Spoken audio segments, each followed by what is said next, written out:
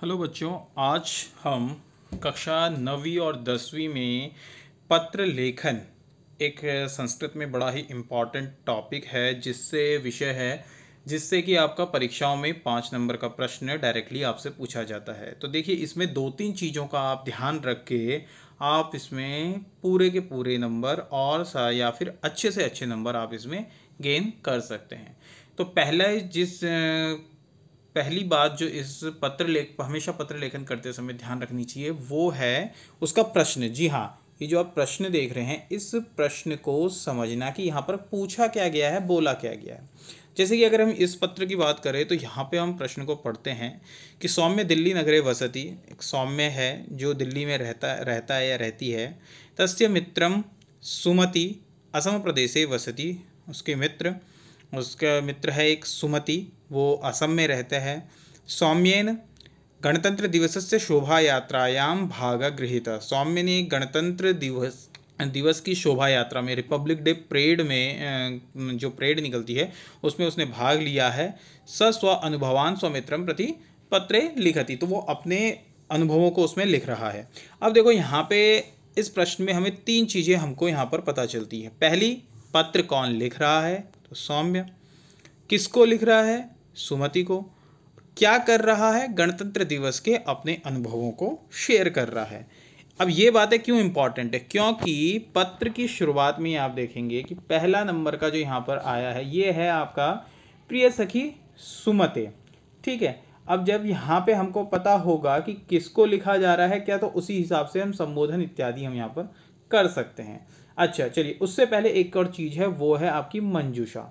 मंजूषा का ध्यान हमेशा रखिए, क्योंकि इसी मंजूषा के आधार पर आपको क्या करना होता है, अपने इन फिल इन द ब्लैंक्स को, जो ब्लैंक्स दे रखे हैं, रिक्त स्थान दे रखे हैं, इनको फिल करना होता है। तो चलिए शुरू करते हैं इन फिल इन द ब्लैंक्स को भरना। यहाँ पर अपने क्या करना है, देखो मैंने बताया कि मंजूषा है। अब किन चीज़ों का, देखो ब्लैंक्स में पेपर करते समय हमें वहाँ पे 2-3 चीज़ें एक रहती है, समय की भी बाउंडेशन रहती है, हमें समय का भी ध्यान रखना होता है। तो ऐसे में आप क्या कर सकते हैं, या तो आपको इतना भी आपके जो जेन्युइन प्रॉब्लम है वो है कि आपको समझ में कहीं कहीं पे कुछ वाक्य समझ में नहीं आ रहे हैं कि कैसे करना है। तो देखो, सबसे पहले स्टार्टिंग में तो हमेशा क्या होता है, हम किसी से बात भी करते हैं तो क्या होता है, हेलो हाय, और उसके बाद आप कैसे हो, क्या हो, और फिर हम आते हैं मुख्य विषय में। तो सबसे पहले नंबर में तो आपका संबोधन ही आता है। तो जैसे प्रिय सखी सुमते, तो क्या आएगा संबोधन में, यहाँ पे आप देख रहे हैं नमस्ते दे रखा है, तो आपका नमस्ते यहाँ पर आ जाएगा, पहला उसमें हो गए। अब बचते हैं 9, अत्र कुशलम तत्रास्तु, यहाँ सब ठीक है, वहाँ सब कैसे। अच्छा देखो, जैसे मैंने बताया कि प्रश्न आपने एक नमस्ते, दूसरा आप इसमें से ये कम कर दीजिए 10वें नंबर का कि भवत्या। अब क्या है, जैसे आप यहाँ पे क्योंकि दोस्त को लिख रहे हैं, दोस्त को क्या करते हैं, तुम्हारा प्रिय मित्र। जैसे प्रधानाचार्य के लिए हम लास्ट में क्या लिखते हैं, आपका आज्ञाकारी शिष्य। वहीं पे अगर अपने से बड़ों में पिताजी दादाजी किसी को लेटर लिख रहे हैं तो आपका बेटा, आपका पोता, आपका नाती, इस तरह से हम लास्ट में लिखते हैं। तो यहाँ पे क्या आ जाएगा, भवत्या सुहृदा, सुहृद मतलब जो दोस्त के लिए सुहृद का प्रयोग होता है, सुहृद सौम्य। यहाँ पर आपका 2 ब्लैंक्स एकदम करेक्टली आ गए हैं। इसके बाद हम किन चीज़ों का ध्यान रख सकते हैं, एक तो विभक्ति वचन का, दूसरा हम ध्यान रख सकते हैं आपके विशेषण विशेष्य इत्यादियों का। अब एक चीज़ यहाँ पे ब्लैंक्स के, और क्या होता है कि ब्लैंक्स के आगे और पीछे वाले शब्दों पे भी अगर आप ध्यान दें तो वहाँ से भी आपको एक सही सटीक आपको उत्तर मिल सकता है। कैसे, अभी देखिए, ये 7वें नंबर वाला देखते हैं। 7वें नंबर में आप देखोगे, इस पंक्ति को पढ़ेंगे हम, स्वराष्ट्रस्य सैन्य बलानां पराक्रम प्रदर्शनानि विचित्र वर्णानि परिदृश्यानि। ठीक है, नपुंसकलिंग बहुवचन का प्रयोग आ रहा है और आगे आपके च का प्रयोग है, मतलब और। ठीक है, तो यहाँ पे क्या आएगा, नपुंसकलिंग बहुवचन का ही शब्द यहाँ पर फिट बैठेगा।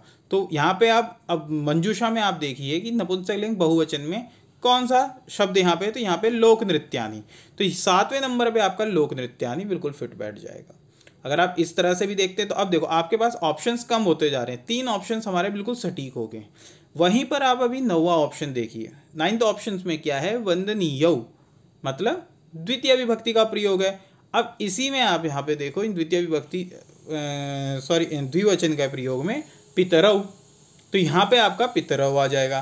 तो आपके 4 एकदम क्लियर हो चुके हैं, 2 नंबर आपके बिल्कुल फिक्स हो चुके हैं। अब आती है बात कि बाकी के बचे शब्दों को हमें कैसे फिट करना है, ठीक है। क्योंकि देखो पत्र में एक चीज़ है, आएंगे पूरे आएंगे, एक गलत होगा तो दूसरा कोई ना कोई गलत हो जाएगा, तो 1 नंबर आपका तुरंत, एक गलत होते ही मतलब 1 नंबर आपका चला जाएगा। तो थोड़ा सा ध्यान देना यहाँ पर पड़ता है इसमें, ठीक है। अब आते हैं पत्र में कि अत्र कुशलम तत्रास्तु अहम डैश सज्जायाः। देखो एक और चीज़ है, अगर कोई संस्कृत का शब्द आपको समझ में नहीं आ रहा है, आपको ये लग रहा है कि ये संस्कृत का शब्द थोड़ा सा मुझे डिफिकल्ट पड़ रहा है, एक छोटी सी ट्रिक है। ट्रिक बस ये है कि हिंदी से संस्कृत भिन्न होती है अपनी विभक्तियों की वजह से। जैसे यहाँ पे वर्ड है सज्जाया, सज्जायाम, आप इसमें से विभक्ति है याम, याम अंत में इसमें जुड़ रखा है, आप याम हटाइए, वो विभक्ति हटा दीजिए, तो क्या शब्द बचा है? सज्जा। उसके आगे व्यस्तः, व्यस्तः मतलब क्या होता है? बिजी होना। अब आपको एक चीज़ याद आ रही है कि मैंने बोला था कि प्रश्न को समझना है, कंटेंट क्या था, किस चीज़ में बिजी था बच्चा, क्या कर रहा था वो? गणतंत्र दिवस की परेड में। तो क्या अहम, मैं गणतंत्र, अब मंजूषा में देखिए यहाँ पर, गणतंत्र दिवस समारोहस्य सज्जायां व्यस्तः आसम, मैं गणतंत्र दिवस समारोह की सज्जा में व्यस्त था, ठीक है। अतः विलंबेन तव पत्रस्य उत्तरम ददामि, इसलिए मैं विलंब से तुम्हारे पत्र का उत्तर दे रहा हूँ। अस्मिन् वर्षे मयापि गणतंत्र दिवसस्य शोभायात्रायाः भागः, अब मैंने इस वर्ष गणतंत्र दिवस शोभा यात्रा में भाग क्या लिया। अब लिया के लिए यहाँ पर क्रिया शब्द आएगा। देखो एक तो पंक्ति के अंत में सामान्य रूप में मतलब 90% ही आपके पंक्ति का अंत क्या होता है, हमेशा क्रियापद से होता है, इन चीज़ का भी ध्यान दीजिए। अब पंक्ति के अंत का है, अगर आपको अर्थ समझ में नहीं आ रहा, आप ये देख लीजिए, ये ध्यान में रखिए कि क्रियापद से अंत होगा। अब क्रिया क्या है यहाँ पे? क्रिया अर्थात जो धातु इत्यादियों से बनते हैं, तो गृहीतः भाग लिया, ग्रहण किया, तो यहाँ पर आपका ये वर्ड आ जाएगा यहाँ पे, ठीक है। उसके बाद आपका क्या है? आगे चलते हैं, 3 तक हो गए, चौथा देखते हैं कि अस्माकं विद्यालयस्य डैश राजपथे स्वकलायाः प्रदर्शनम अकरोत्, हमारे विद्यालय के डैश ने राजपथ में अपनी कला का प्रदर्शन किया। तो यहाँ पर आ जाएगा आपका वाद्य वृंदम। अब असल में ये मैं भी समझता हूँ कि आपको इन्हीं शब्दों से ज़्यादा दिक्कत आती है ऐसों के लिए, तो इनको आप क्या कर सकते हैं, थोड़ी देर के लिए छोड़ सकते हैं। तभी मैं कह रहा हूँ कि पहले ऐसे ऑप्शंस में चले जाएं जहाँ एकदम एक्यूरेट आपका सही आएगा, उसके बाद आप इन ऑप्शन में जाओगे तो ये आप आराम से सटीक वहाँ पे आपका उत्तर बैठ जाएगा, ठीक है।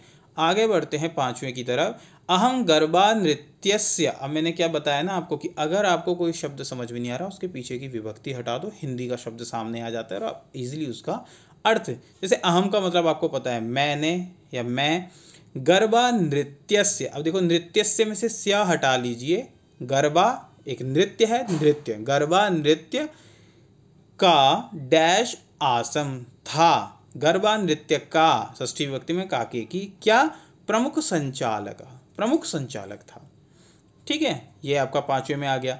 अब क्या है? छात्राणां राष्ट्रगानस्य ओजस्वी ध्वनि डैश गुंजितम अकरोत्, किस चीज को गुंजायमान कर दिया था, कहाँ पर? राजपथ को। तो राजपथम गुंजितम, वही विभक्ति वचन वाली बात आ गई यहाँ पर, राजपथम गुंजितम अकरोत्, छठे में राजपथम आ जाएगा। राष्ट्र, अब इसके आगे देखिए आपके सारे हमने यहाँ पे आ गया था, इसके बाद आपका 7वें नंबर का लोक नृत्यानि यहाँ पर आ गया था कि स्वराष्ट्र से सैन्य बलानां पराक्रम प्रदर्शनी विचित्र वर्णानि परिदृश्यानि लोक नृत्यानि च दृष्ट्वा अहम गौरवान्वितः अस्मि, वहाँ पर अपने राष्ट्र के सैन्य बलों का पराक्रम देखकर जो विचित्र व अलग अलग रंगों की जो प्रदर्शनी थी उन्हें देखकर, लोक नृत्यों को देखकर मैं गौरवान्वित महसूस मैंने उस टाइम पे किया। 8वां देखते हैं कि डैश बाल्यावस्थायाः स्वप्नः तत्र पूर्णः जाता। अब देखेंगे हमारे सारे चीज़ें, देखो इसमें हम कंप्लीट कर चुके हैं, एक वर्ड बचता है मम, वो आपका यहाँ पर आ जाएगा कि मम मेरे बाल्यावस्था का ये स्वप्न पूरा हुआ। और अंत में आपने सारी चीज़ें लिख दिया कि वंदनीयो, यहाँ पर पितरौ आ ही गया था, पितरौ आ गया था, भवत्या सुहृदा आ गया था। तो इस तरह से आसानी से आप अपने पत्र को कंप्लीट कर सकते हैं और अपने 5 में से 5 नंबर आप ले सकते हैं। आशा है आपको समझ में आ गया। किसी भी तरह का कोई डाउट हो आप पूछ सकते हैं, अपने ग्रुप्स वगैरह में इस बात को पूछ सकते हैं। साथ ही साथ आपको एक वर्कशीट भी दी जाएगी, इसके साथ एक पत्र दिया जाएगा, उसे करके टाइमली आपने अपने ग्रुप्स में टीचर्स को सबमिट भी करना है। थैंक यू, धन्यवाद।